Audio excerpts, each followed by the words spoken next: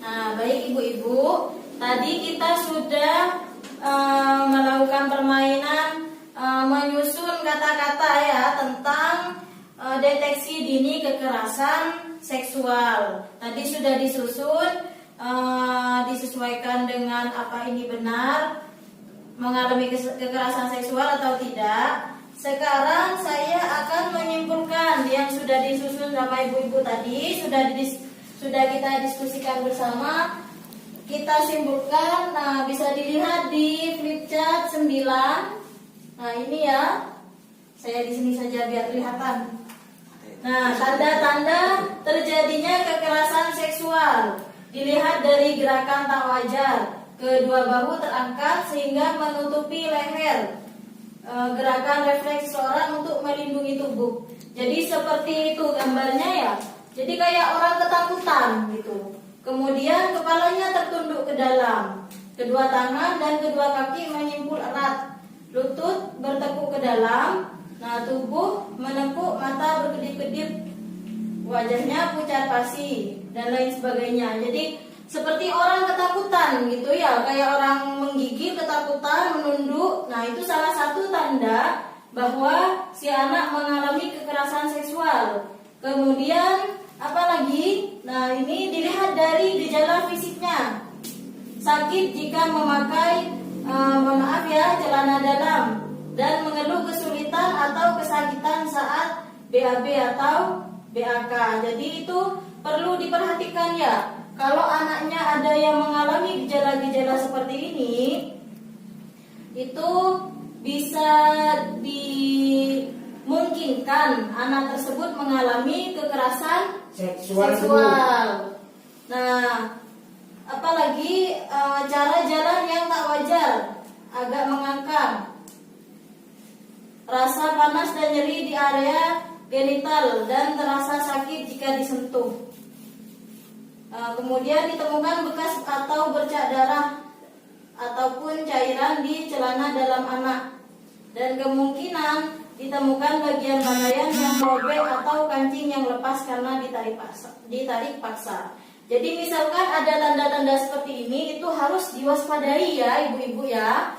Jangan dianggap remeh jika ada tanda-tanda yang sudah dibacakan tadi, harus segera ditindaklanjuti. Karena ada kemungkinan bahwa si anak itu mengalami kekerasan seksual. Ya ibu-ibu ya. Jika ada anaknya yang mengalami tanda-tanda seperti ini, ibu-ibu itu harus segera responsif, harus segera tanggap. Kemudian tanda-tandanya yang tadi tanda-tanda fisik.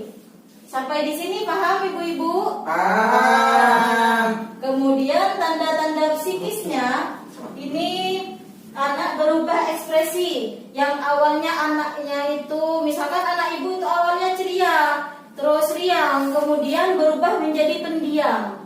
Nah, itu bisa dicurigai juga bahwa si anak mengalami kekerasan seksual. Itu dilihat dari psikisnya. Kemudian sulit tidur dan mimpi buruk diikuti dengan mengigau. Nah, kalau tidur tiba-tiba anaknya itu sering mimpi buruk, bangun mengigau ketakutan, ataupun seperti anak yang menunjukkan keluhan-keluhan fisik yang tidak dapat dijelaskan penyebabnya, seperti pusing, sakit perut, atau masalah makan. Pusing tapi anaknya tidak panas, tidak sakit. Kemudian sakit perut, padahal gejala-gejala seperti ini itu juga bisa dicurigai bahwa si anak mengalami kekerasan seksual. Nah, ini kesimpulan dari diskusi yang sebelumnya. Kemudian,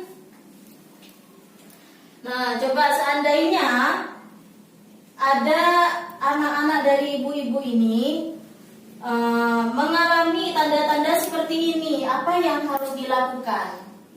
Coba sekarang Ibu Holil, misalkan ada anaknya mengalami gejala-gejala ini, apa yang harus dilakukan? Aku tiba dia rumah nih kan, Ibu. Aduh Bu, tanya ki ke anak. Tanya akin. Ki anak pamak gendeng melolo. Oke. Bagus. Kenapa boleh? Kita nyakit, semarin kita nyakit.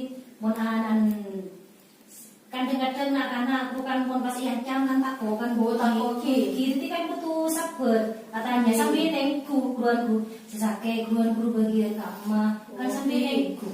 Ibu bagus. 2 jempol buat ibu. Nah, ada lagi yang mau menyampaikan pendapatnya? Kedua ke dokter Bu. Oke, bisa juga. Nah, bagus jawaban-jawaban dari ibu-ibu tadi. Bagus-bagus ya. Jadi sudah benar apa yang disampaikan. Cuma saya di sini mau menambahi. Jadi ketika anak-anaknya itu mengalami tanda-tanda tersebut yang dimungkinkan terjadi kekerasan seksual, maka yang harus dilakukan oleh orang tua yang pertama adalah tidak boleh panik, tidak boleh marah. Jadi kalau anaknya itu tiba-tiba ceria atau pendiam, ya mengalami tanda-tanda yang tadi, jangan dimarahi ya. Nanti apa dimarahi seperti itu, nanti anaknya juga akan stres ya. Kemudian peluklah anak erat-erat. Nah, jadi anak itu yang selanjutnya adalah harus dipeluk. Jadi menunjukkan bahwa si anak itu disayang oleh orang tuanya. Kemudian sampaikan bahwa tidak ada satu orang pun yang boleh menyakiti mereka. Nah, kita harus menyampaikan kepada anak bahwa anaknya itu dilindungi oleh orang tuanya. Kemudian jadilah pendengar aktif tentang cerita dan pendapat. Mintalah pertolongan ahli atau lembaga layanan dan lapor ke polisi. Jadi kalau ada seperti itu harus ibu-ibu di sini harus jadi temannya anak ya. Apa yang diceritakan oleh anak itu didengarkan. Jadi tidak boleh Bu, meskipun si ibu punya kesibukan apapun, kalau ada tanda-tanda seperti ini, ibu harus jadi tempat curhatnya anak-anak ya. Nah, terus jangan ragu untuk minta pertolongan ke lembaga-lembaga ahli, yaitu ke perlindungan anak dan juga jika perlu ke polisi jika terjadi tindak kekerasan seksual. Sampai di sini ibu-ibu paham? Paham. Sudah, kita lanjutkan di sesi selanjutnya.